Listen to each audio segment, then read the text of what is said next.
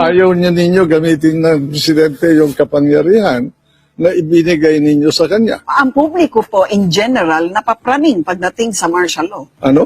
Ang publiko, napaparanoid Who pagdating is the sa martial law. embodiment of the public to speak for them? How did you know the temper of the people? Well, they express it in Yeah, many ways. you know the trouble that Students. we express certitudes that are not true, are fallacious.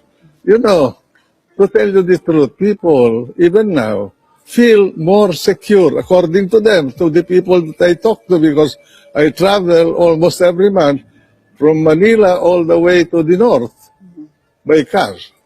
And they feel more secure because we have a president who is enforcing the law. Do they trust the president more than they trust martial law per se? No, martial law Because there are two entities martial here. law is, You know, if it martial were law another can- president declaring martial law, is it not would have been... self-executing. It is a power that may or may not be exercised by a president if he does not want. But he may be forced by the exigencies of national events in the society to Understood. exercise the powers, the ultima ratio, as they call it, Yes.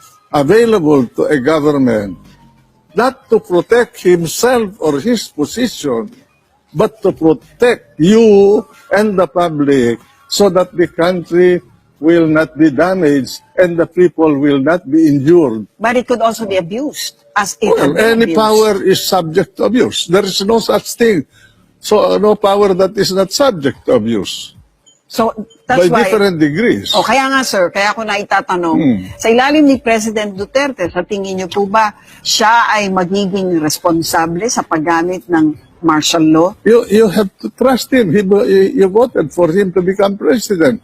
If there's no one else that can exercise that power except only one person, and that is the person who was selected by the people to be their leader. Leader. Not Alila, but leader.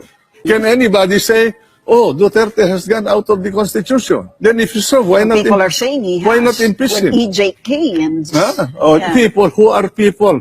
My God, that is the trouble with this kind of system where people assume privilege of speaking for, quote, the people, unquote. Alam niyo naman po siguro that there's now an electoral protest that Bongbong Marcos has filed, no? How do you feel about the Marcoses going back to power, and not just as a congressman or a senator, but really, once he becomes vice president, if he succeeds in this electoral dispute, You know, it is not you, it is not for you, for me, or for anyone else to say who should be back in power or not. It is a function of the people. That's right. And it is I agree with you, sir. What I wanted to ask you... It is a function of the Constitution that you have adopted. Yes, It's a sir. function of the society. Absolutely, sir. My God, if the people want them to be in power, then who are we to say no? What does it say about Who the were history? writing about it? Is there anybody who has written the history of the Marcos years? I do not know of anybody.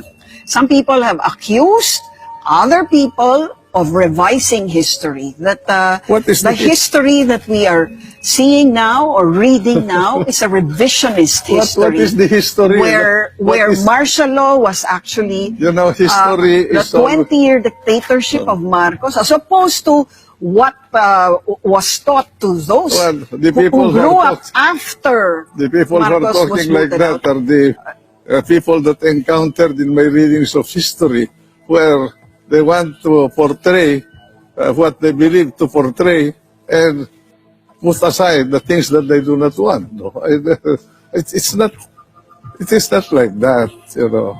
Who brought the democratization of education in this country? Noynoy Aquino? Cory Aquino? Who brought the irrigation canals all over the country? Who brought the rural electrification in this country? Have they written about these things? Who destroyed the nuclear plant? And who initiated it in order to stabilize the power system of the country, especially when we do not have a source of crude to maintain our lives and our industries and our convenient life in this society. So ultimately, the question is, who's revising which history? I'm not revising. I want answers to these questions that I'm raising. I have a right to raise this question.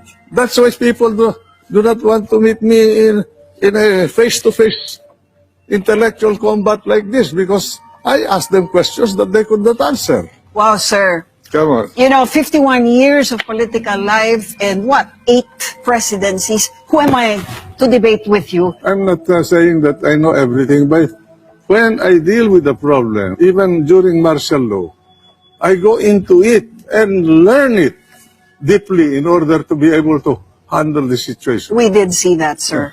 We saw that very clearly during the impeachment trial where you presided over the trial of SC Corona. And sir, lahat bumilib talaga sa utak ninyo doon. We know, sir, that this is coming from years and years of political practice and political thinking and deep insight. And we are honored that you are here with us. I hope you don't mind. You did not mind my debating with you. Not at all, sir. Because sometimes I am honored that somebody like you would debate with me. Who am I to debate with you? Maraming